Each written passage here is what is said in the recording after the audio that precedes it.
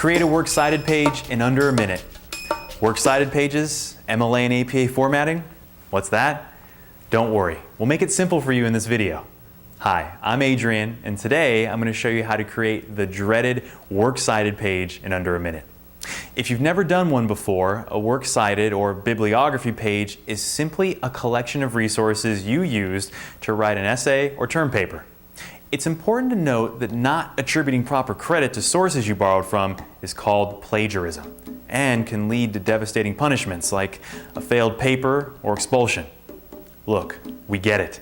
You've just finished your term paper and don't want to go back and create a lengthy works cited page. After all, who can remember all the boring formats like APA, MLA, and Chicago? The good news is you don't have to thanks to modern day technology. Many sites offer what is known as an automatic citation generator.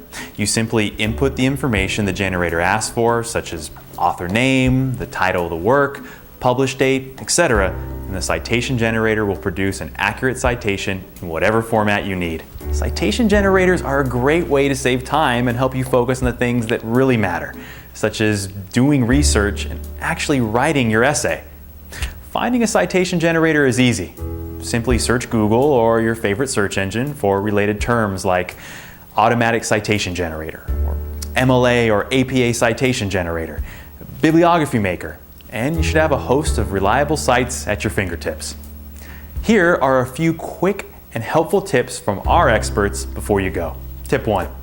Start creating citations for every new source you discover as you write. Nothing is more painful and time-consuming than having to stop your workflow, go back, and look for the one quote hidden in 10 different books. Be organized early on and save yourself a headache later. Tip 2. Although you might have written an awesome A paper, many professors and teachers have been known to heavily penalize papers that have improperly formatted sources.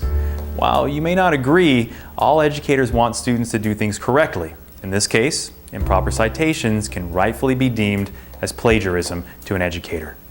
How would you like it if you wrote a popular song and it was attributed to another artist? Make sure you attribute your sources accurately. Tip 3.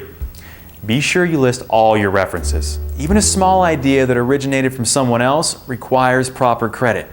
Your teacher has seen every type of essay and idea under the sun, so don't assume they won't recognize an idea you borrowed from your favorite literary critic. And that's it.